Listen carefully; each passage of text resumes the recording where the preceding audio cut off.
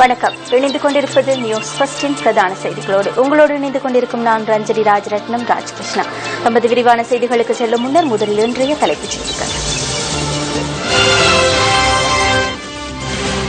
மக்கள் விடுதலை முன்னணியின் தேர்தல் விஞ்ஞாபனம் இன்று வெளியீடு. சுதந்திர கட்சியின் அமைச்சு பதவிகளில் இருந்து விலக தயார் என சில உறுப்பினர்கள் அறிவிப்பு. තීන්දුවක් ගැනීම සඳහා අපි බලාපොරොත්තු. මධ්‍යම කාරක සභාවේදී තීන්දුවක් අරගෙන අපිට රජයෙන් ඉවත් වෙන්න කියලා යෝජනාවක් අපි ඉදිරිපත් කළා. திசாத்த நாயக்க புதிய கட்சி ஒன்றை ஆரம்பித்தார். ஐக்கிய மக்கள் சுதந்திர கூட்டமைப்பின் குருநாகல் மாவட்ட வேட்பாளர் மஹிந்த ராஜபக்ச அக்குரச பகுதியில் நேற்று நடைபெற்ற கூட்டம் ஒன்றில் கலந்து கொள்வதற்காக வந்த சந்தர்ப்பத்தில் எதிர்பாராத சம்பவம் ஒன்று நிகழ்ந்துள்ளது.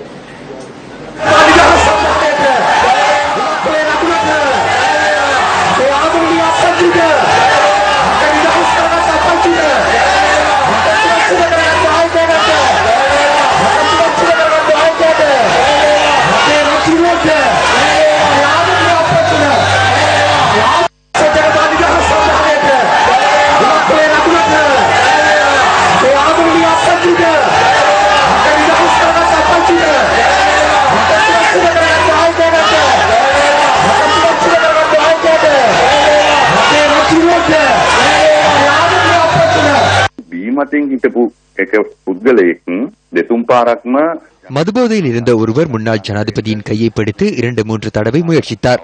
அந்த நபர் முன்னாள் ஜனாதிபதியின் 2 கைகளையும் பிடித்துக் கொண்டார். அந்த சந்தர்ப்பத்தில் முன்னாள் ஜனாதிபதிக்கு ஏற்பட்ட ஒருவித கூச்சத்தினால் அவர் அதனை தட்டிவிட்டார். அதன் பின்னர் பாதுகாப்பு அதிகாரிகள் அவரை மேடைக்கு அழைத்துச் சென்றனர். அதை விடுத்து வேறொன்றும் இடம்பெறவில்லை.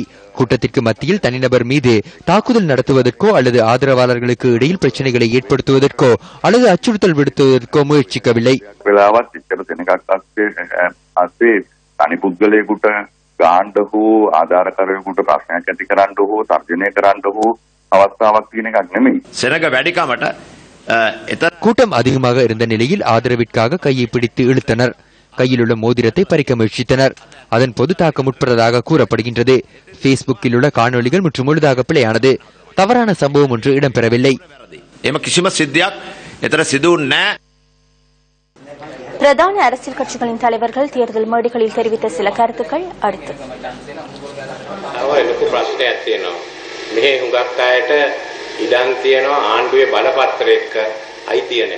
பாரிய பிரச்சனை ஒன்று உள்ளது.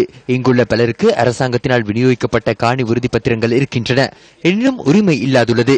விவசாயத்திற்கும் வீடுகளுக்கும் வர்த்தக நிலையங்களை நிர்மாணிப்பதற்கும் உறுதி பத்திரங்கள் இருக்குமாயின் எதிர்வரும் 1 வருட காலத்திற்குள் அதனை பெற்றுக் கொடுப்பதற்கான சட்டத்தை நாம் வகுத்துள்ளோம்.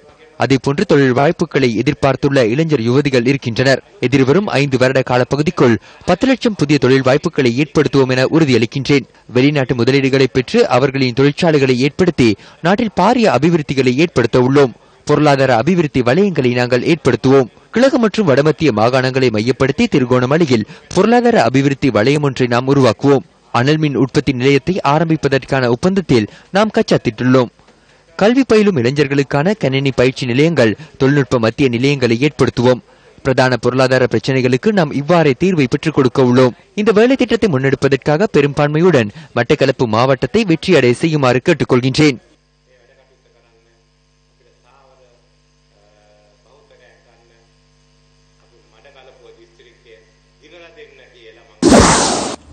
මේ දවස්වල ණය අරගන්න ආණ්ඩුව කිසි වැඩක් කරන්නේ නැහැ.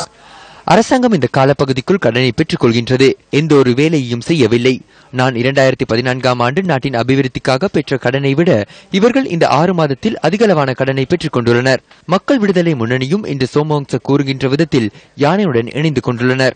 நான் தோல்வியடைந்த நிலையில் ஐக்கிய தேசிய கட்சி தன்னிச்சையாக அரசாங்கம் ஒன்றை ஏற்படுத்தி 180 நாட்களாக புரிந்த ஆட்சியில் இந்த அழிவு ஏற்படுத்திக் கொள்ளப்பட்டுள்ளது. மக்கள் ஏதோ ஒரு வகையில் அனுதாபத்தை பெற்றுக் கொள்ள முடியும்.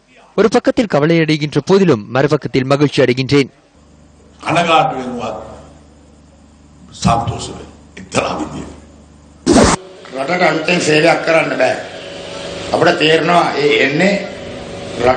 நாட்டிற்கு புதிதாக சேவையாற்ற முடியாது. நாட்டை அழிப்பதற்காகவே அவர் வருகின்றமையை எம்மால் புரிந்து கொள்ள முடிகின்றது. கொள்ளை அடிக்கின்றவர்கள் வருகின்றனர். கொள்ளையடித்த பணத்தில் உட்கொண்டு அந்த சுவையை அறிந்தவர்களை மீண்டும் அரசியலுக்குள் பிரவேசிக்க முயற்சிக்கின்றனர். அந்த புற்றுநோயை கண்டு ஏமாற வேண்டாம் என நான் குருநாகல் பிரதேசத்தில் உள்ள மக்களிடம் வேண்டுகோள் விடுக்கின்றேன்.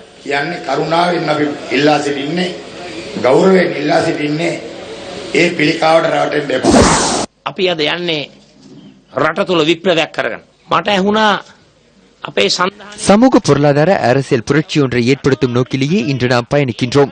ஜனவரி மாதம் 8ஆம் தேதி விடுத்த பாரிய பிழையை சரி செய்ய வேண்டும் என சிலர் கதைப்பதை கேட்கக்கூடியதாக இருக்கின்றது. 8ஆம் தேதி விட்ட பிழை என்ன? எத்தனூர்காரர்கள் அரச நாட்களிலிருந்து இறக்கியது தவறா? குடுக்காரர்கள் கொள்ளைக்காரர்கள் அரச நாட்களிலிருந்து இறக்கியது பிழையா? வெள்ளை வெண் கலாச்சாரத்தை இல்லாதொழித்தது பிழையா? ஜனவரி 8ஆம் தேதி செய்தது வேறு யாராலும் செய்ய முடியாது. நான் உங்களிடம் கேள்வி ஒன்றை கேட்கின்றேன். எதிர்வரும் பொது தேர்தலில் இந்த நபர்களை அகற்றுமாறு நான் உங்களிடம் கேட்கின்றேன். මම තමුන්නාන්සේට ප්‍රකාශ කරනවා එළමෙන මහමැතිවරණයේදී මේ කොට්ටාසය අපි ජන සමාජයෙන් අතුගාලා දමනවා කියන එක මම මේ අවස්ථාවේ බොහොම සතුටින් ප්‍රකාශ කරනවා. ஐக்கிய தேசிய கட்சியின் ஊடக சந்திப்பு இன்று கொழும்பில் இடம்பெற்றது. කැන්විල් හෝල්ඩින් කියලා අරලියගහ මන්ත්‍රී ඉස්සරහා හදනවා. ஹலரி மாளிகைக்கு முன்பாக கென்வில் ஹோல்டின் என்ற ஒன்றை நிர்மாணிக்கின்றனர். இங்கு மோசடிகள் இடம்பெற்றுள்ளதாக தகவல்கள் வெளிவந்துள்ளன. அரசாங்கத்துடன் தொடர்புடைய 3 அதிகாரிகள் ஸ்தாபித்த நிறுவனமாகும். 500 கோடி ஊழியர் சேமலாப நிதிக்கு வழங்குமாறு கூறினார்கள். மத்திய வங்கியில் இது குறித்து ஆராய்ந்து கூறுமாறு தொழில்சார் நிபுணர்களை கோரியிருக்கிறார்கள். ஐக்கிய மக்கள் சுதந்திர கூட்டமைப்பின் ஊடகவியலாளர் சந்திப்பு ஒன்று கொழும்பில் இன்று நடைபெற்றது. நாங்கள் அமைச்சர்கள் என்ற ரீதியில் தொடர்ந்தும் கடமையாற்றுவதா என்பது குறித்து சிந்திக்க வேண்டியுள்ளது. ஐக்கிய தேசிய கட்சி செயற்படுகின்ற விதம் தொடர்பில் பார்க்கும்போது இந்த அமைச்சரவைக்குள் இருந்து அமைச்சு பதவிகளை வகிக்கின்றமை தேவையான விடயமாக கருத முடியவில்லை. அதனால் ராஜினாமா செய்கின்றமை தொடர்பில் கட்சியின் செயற்குழு ஆராய வேண்டும் என நாம் எதிர்பார்க்கின்றோம்.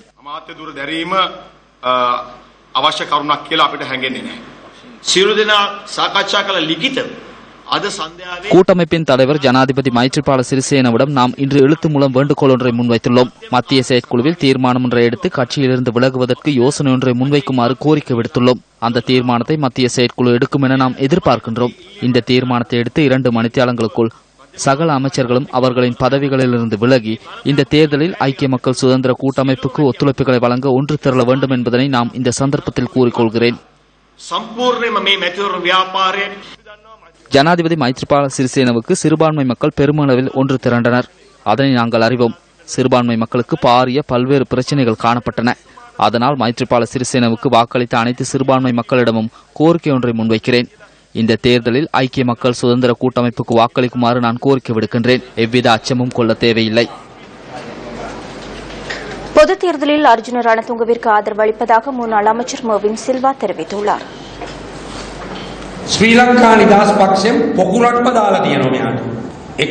ஸ்ரீலங்கா சுதந்திர கட்சியில் பலரை இங்கு போட்டுள்ளனர். ஊர்வலத்திற்கு 5 பேரை கூட அழைத்து வர முடியாத ஒருவரும் இருக்கிறார். மற்றொருவர் பிரதேச சபையை சுரண்டி பசில் ராஜபக்சவுக்கு துணை போனவர். நான் வெற்றி பெறுவது எனக்கு தெரியும். கம்பா மாவட்டத்தில் எனது வாக்குகளை பசில் ராஜபக்ச திருடினார். மக்கள் என்னை நேசித்ததால் நான் வாக்குகள் பெற்றேன். நான் கெலனியில் இல்லை, நான் கெலனியை கையளிக்கிறேன். உலக கிண்ணத்தை இலங்கைக்கு கொண்டு வந்த ஊழல் மோசடிகள் அற்ற இவருக்கு ஒப்படைக்கின்றேன்.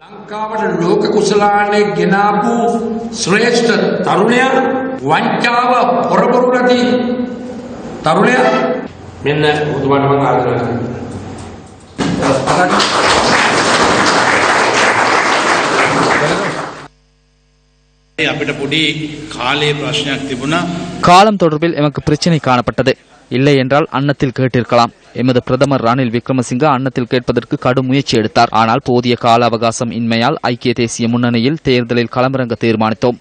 எமது வேலை திட்டங்களை முன்னெடுக்க உங்களது ஆதரவை எமக்கு தாருங்கள். මේ රට අපි කරගෙන ආපු වැඩපිළිවෙලට ගෙන යන්න තමුන්නාන්සලාගේ සහයෝගය ලබා දෙන්න. ஐக்கிய தேசிய முன்னணியுடன் இணைந்து செயற்பட வருமாறு தமிழ் தேசிய கூட்டமைப்புக்கு ஸ்ரீலங்கா முஸ்லிம் காங்கிரஸ் அழைப்பு விடுத்துள்ளது. திருகோணமலையில் நேற்று நடைபெற்ற தேர்தல் பிரசார கூட்டத்தில் கலந்து கொண்டு உரையாற்றிய ஸ்ரீலங்கா முஸ்லிம் காங்கிரசின் தலைவர் ரவுஃப் ஹக்கீம் இந்த அழைப்பை விடுத்துள்ளார்.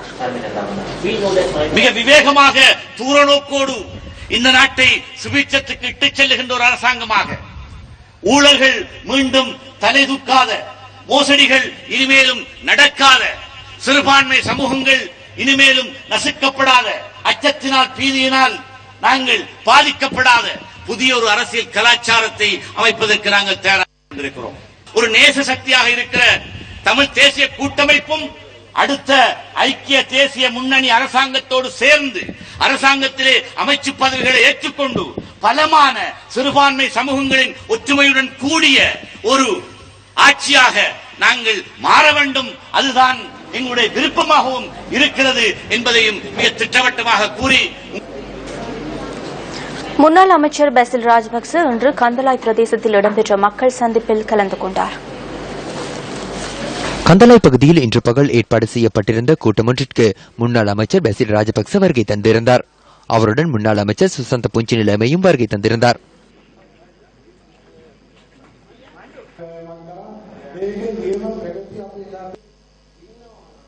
எதிர்வரும் பொதுத் தேர்தலின் பின்னர் நிறுத்தப்பட்டுள்ள அனைத்து அபிவிருத்தி பணிகளும் முன்னெடுக்கப்படும் என இதன்போது உரையாற்றிய முன்னாள் அமைச்சர் பெசில் ராஜபக்ச கூறியுள்ளார். 2 மணித்தியாலம் வரை அந்த பகுதியில் இருந்த பெசில் ராஜபக்ச பின்னர் அங்கிருந்து வெளியேறினார்.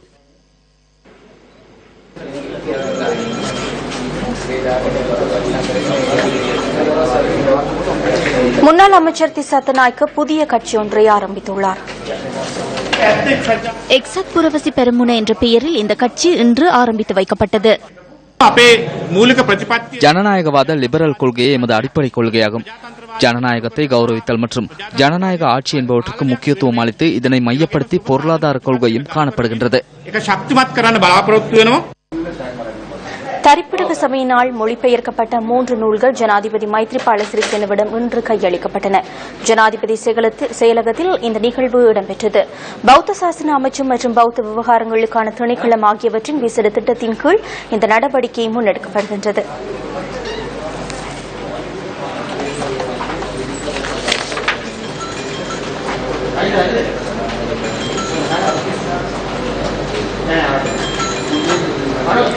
பிரஜைகள் முன்னணி சார்பில் எதிர்வரும் பொதுத் தேர்தலில் நுவரெலியா மாவட்டத்தில் போட்டியிட உள்ள 11 பெண் வேட்பாளர்களுக்கும் மக்களுக்கும் இடையிலான கலந்துரையாடல் இடம்பெற்றது.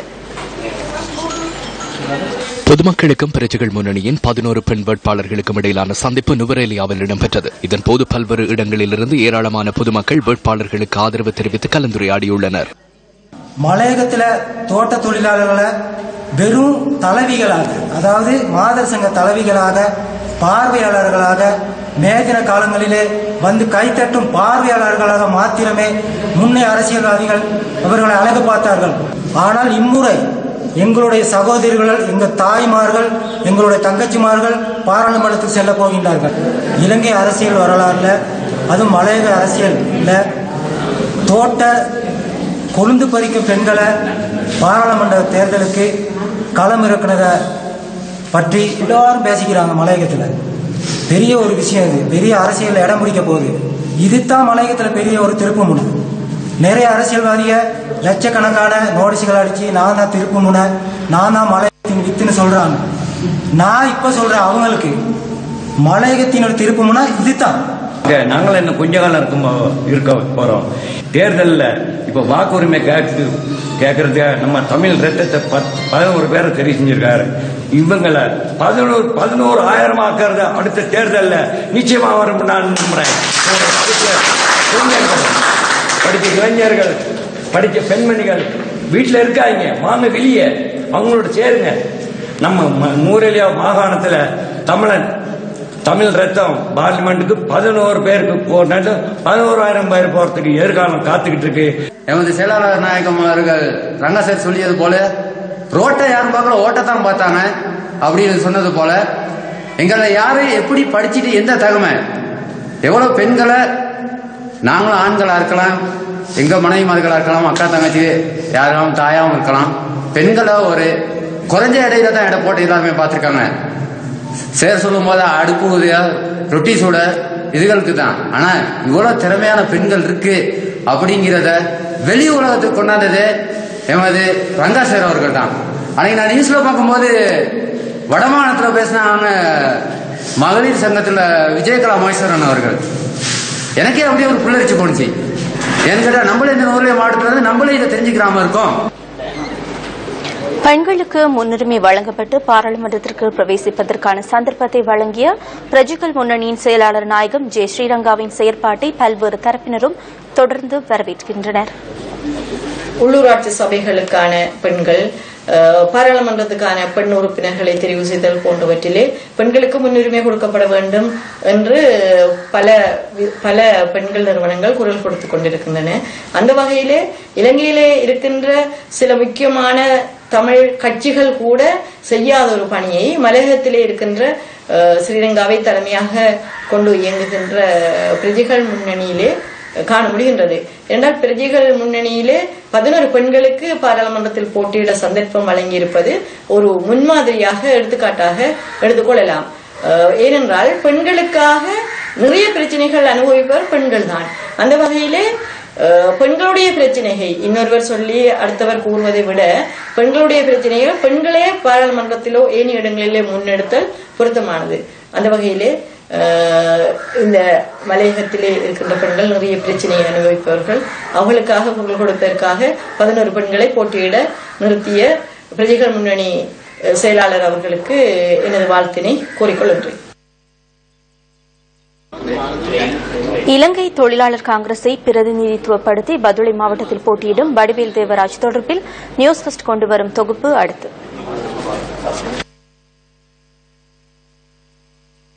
பதுளை நாரங்களி பகுதியில் 1957 ஆண்டு அக்டோபர் மாதம் 14ஆம் தேதி பிறந்தவரே வடிவேல் தேவராஜ்.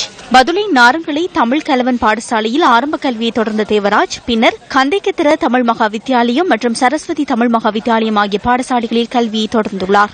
1976ஆம் ஆண்டு யாழ் பல்கலைக்கழகத்திற்கு பிரவேசித்த தேவராஜ் அங்கு கலைப்பீடத்தில் தனது உயர்கல்வியை தொடர்ந்தார். 1980ஆம் ஆண்டு பல்கலைக்கழக பட்டப்படிப்பினை நிறைவு செய்து பின்னர் இந்தியாவின் பெருமைமிகு மைசூர் பல்கலைக்கழகத்தில் முதுநிலை பட்டப்படிப்பை நிறைவு செய்தார். மக்களுக்கு சேவையாற்றும் நோக்கில் பத்திரிகை துறைக்குள் நுழைந்த தேவராஜ் தனது மொழி மற்றும் அரசியல் ஆளுமை கொண்டு பிரசித்தி பெற்ற தமிழ் பத்திரிகையில் ஊடக சேவையில் சுமார் 28 வருடங்கள் பணியாற்றினார். மக்கள் பிரச்சினைகளை அச்சமின்றி எந்த கட்சி பாகுபாடின்றி உண்மையுடன் வெளிக்கொணர்வதில் ஆர்வம் காட்டினார். மக்கள் பணியே மகேசன் பணி என்ற ஒற்றை கருத்தினுள் கவனம் கொண்டு அரசியலினுள் எந்தவித ஆர்ப்பாட்டமும் இன்றி மக்கள் நலன் கருதி பிரவேசித்துள்ளார். பல்வேறு குற்றச்சாட்டுகளின் கீழ் விளக்கமறியலில் வைக்கப்பட்டிருந்த அரசியல்வாதிகளை நீதிமன்றத்திற்கு ஆம்புலன்ஸ் வண்டியில் அழைத்து வந்த சம்பவங்கள் தொடர்பில் கடந்த காலங்களில் அதிகம் பேசப்பட்டது. இந்த நிலையில் கொழும்பு நீதவான் நீதிமன்றத்திற்கு இன்று கைதியொருவரை அழைத்து வந்த விதம் தற்போது அனைவராலும் அதிகம் பேசப்படுகின்றது. கவலைக்கிடமான நிலையில் உள்ள இந்த சிறை கைதி கொழும்பு நீதவான் நீதிமன்றத்துக்கு இன்று சிறைச்சாலை திணைக்களத்துக்கு சொந்தமான பஸ்ஸில் அழைத்து வரப்பட்டிருந்தார். முற்பகல் 9 மணிக்கு அழைத்து வரப்பட்ட இந்த கைதி மாலை 4 மணி வரை நீதிமன்ற வளாகத்திலிருந்து அழைத்து செல்லப்படவில்லை.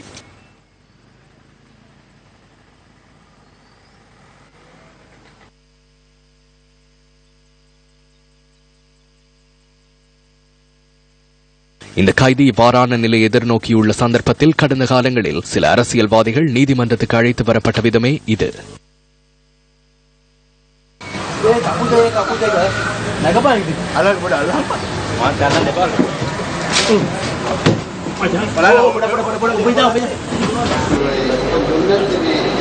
வலிகாமம் வடக்கு மீள்குடியேற்ற குழுவின் தலைவர் எஸ் சஜீவன் யாழ்ப்பாணத்தில் இன்று ஊடகவியலாளர் சந்திப்பு ஒன்றை ஏற்பாடு செய்திருந்தார்.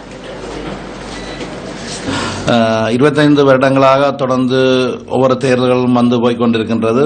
அந்த தேர்தலில் ஒவ்வொரு அரசியல்வாதிகளும் முகாம்களுக்கும் அதே நேரம் இடம்பெயர்ந்த மக்களையும் வாக்கு கேட்டு வந்திருக்கின்றார்கள். அவர்களுக்கான வாக்குகளையும் அந்த மக்கள் அளித்திருக்கின்றார்கள். ஆனால் இன்று வரை அந்த மக்களுக்கு மீள்குடியேற்றம் செய்வதற்கு தயக்கம் காட்டிக் கொண்டிருக்கின்றார்கள். மீள்குடியேற்றம் செய்வதாக தெரிவித்திருந்த நிலையிலும் இன்று வரை அந்த மீள்குடியேற்றத்தை துரிதப்படுத்தாமல் ஒரு தட்டிக்கழிப்பான வேலைகளை செய்து கொண்டிருக்கின்றார்கள். ஒரு சர்வதேசத்தை ஏமாற்றுவதற்கான வேலைகள், அதே நேரம் எங்களுடைய இந்த தமிழ் மக்களையும் அவர்களுடைய வாக்குகளை மட்டும் பெற்றுக் கொள்வதற்கு முயற்சிகள் எடுக்கின்றார்களே ஒழிய அந்த மக்களுடைய அடிப்படை பிரச்சனைகளோ அல்லது அவர்களுடைய அந்த வாழ்வாதார பிரச்சனைகளை தீர்ப்பதற்கான நடவடிக்கைகளும் எடுக்கப்படாத சூழ்நிலை தான் நிகழ்ந்து கொண்டிருக்கின்றது. சம்பூரை இவர்கள் விடுவிக்கலாமாக இருந்தால் ஏன் பலிகாமம் வடக்கை உடனடியாக விடுவிக்க முடியாமல் இருக்கின்றார்கள் என்ற கேள்வி எழுகின்றது. முன்பு அல்லது தேர்தல் முடிந்த கையோடு உடனடியாக மீள்குடியேற்றம் செய்யணும்.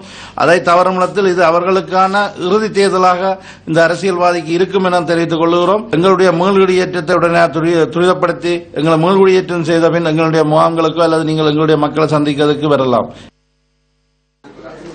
மின்கம்பங்களுக்கு கீழ் மண்ணெண்ணெய் விளக்கின் ஒளியில் வாழும் முல்லைத்தீவு மாவட்ட பேராறு கிராம மக்களின் நிலை வேதனைக்குரியதாகும். முல்லைத்தீவு மாவட்ட பேராறு கிராமமே இது. கடந்த 3 தசாப்த கால யுத்தத்தில் கடுமையாக பாதிக்கப்பட்ட பகுதிகளில் பேராறு கிராமமும் ஒன்று. மீள்குடியேறி 6 வருடங்கள் ஆகின்ற நிலையில் இந்த மக்கள் இன்றும் கவனிப்பாரின்றி வாழ்கின்றனர். அவர்களது வாழ்வில் ஒளியை ஏற்ற மறந்துவிட்ட இந்த ஆட்சியாளர்கள் அவர்களுக்கு மின் ஒளியை கூட வழங்காது ஏமாற்றி வருகின்றனர். ஜனாதிபதி தேர்தலுக்கு முன்னர் நட்ட மின் கம்பங்களே இவை. எங்களோட பிள்ளைகள் படிக்கிறதுக்கெல்லாம் வேற இடமெல்லாம் டிவியல் அது படிக்கிற வசதிகள் மோட்டர்கள் அப்ப இல்லாடவும் பிடிக்கும். நாங்களும் ஏதோ எங்களுக்கு தந்தா எங்களை கடன்பட்டாலும் என்னென்னாலும் செய்யத்தானே வேணும். பிள்ளைகள் படிக்கத்தானே வேணும். எப்ப வரும் மட்டும் பிள்ளைகளும் ஆறுதான் இருக்குது. எப்ப கரண்ட் நாங்கள் டிவி பார்க்கணும் முதுகல் பார்க்கணும் பிள்ளைகளும் ஆர்வமாக தான் இருக்குது. நாங்களும் அதை ஆர்வத்தோட செய்தோம் நாங்கள். ஆனா தேர்தல் முடிஞ்சு மித்தரைக்கும் என்ன ஒரு எதுவித முயற்சியும் செய்யவும் இல்லை. திருப்பி அடுத்த தேர்தலுக்கு இப்ப கொஞ்சம் ஆரம்பிச்சு கொண்டிருக்கணும். இந்த தேர்தலுக்கு தார மாதிரி தெரியல எங்களுக்கு. அப்படி தெரிகிற போல தெரியல. மிச்ச வேலை முடிக்கலையே. முடிச்சாதான் மிச்ச கரண்ட் தாராக்கு. வடக்கின் வசந்தம் திட்டத்தில் தமது கிராமத்திற்கு மின்சாரத்தை பெற்றுக்கொள்ளும் நோக்கில் பலமுறை விண்ணப்ப படிவங்களை கொண்டு சென்ற போதும் பல்வேறு காரணிகளை கூறி நிராகரித்து விட்டதாக மக்கள் குற்றம் சுமத்துகின்றனர். காட்டு யானை தாக்குதல், பாம்பு கடி என பல்வேறு பாதிப்புகளை எதிர்கொள்ளும் இந்த மக்கள் இருளில் மண்ணெண்ணெய் விளக்குகளின் ஒளியில் வாழ்ந்து வருகின்றனர். நாங்கள் ஒரு 30 வருஷமா ஒரு யுத்த பிரதேசத்தில் இருந்த நாங்கள். எங்களுக்கு ஒரு மின்சார கரண்ட் நிலையம் ஒன்றும் எங்களுக்கு இல்லை. இப்போவும் எங்களுக்கு இது போட்டு இப்போ ஒரு 6 மாதத்துக்கு மேலே ஆகுது. எங்களுக்கு இந்த கரண்ட் இல்லை. எங்களோட பிள்ளைகள் சரியான படிப்புகள் அது இது இல்லாமல் சரியாக இருட்டுக்குள்ளேருந்து பயங்கர கஷ்டப்பட்டு கொண்டிருக்கு. இதுக்கு இந்த அதிகாரிகள் மேலதிகாரிகள் எடுத்து எங்களுக்கு இந்த கரண்ட் உதவியை செய்து தந்த பெரிய ஒரு உதவியாக இருக்கும். மின் கம்பங்களை நம்பி கடன் பெற்று வீட்டு மின் சுற்று வேலைகளை முடித்துவிட்டு ஏமாந்து போயுள்ள இந்த மக்களின் இருள் நீங்குமா? மனசாட்சியின் உடன்படிக்கை எனும் துணிப்பொருளில் மக்கள் விடுதலை முன்னணி தேர்தல் விஞ்ஞாபனம் இன்று வெளியிடப்பட்டது. கொழும்பு சுகதாச உள்ளக அரங்கில் இந்த மாநாடு இடம்பெற்றது.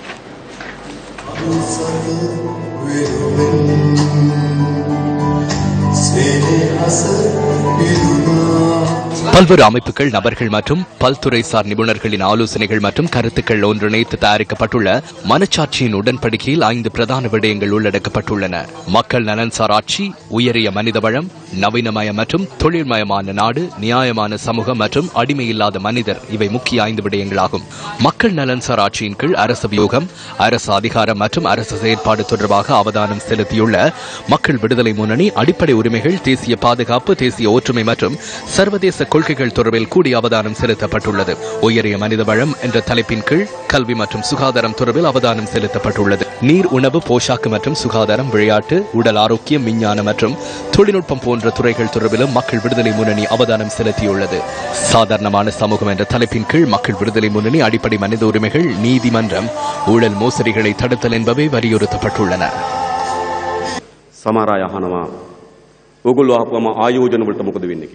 நீங்கள் வந்தால் முதலீடுகளுக்கு என்ன நடக்கும் என சிலர் கேட்கின்றனர். நாட்டின் அரசாங்கம் தயாரிக்கும் பொருளாதார உபாயங்களுக்கு அமைவாக முதலீடுகளை வரவழைப்போம்.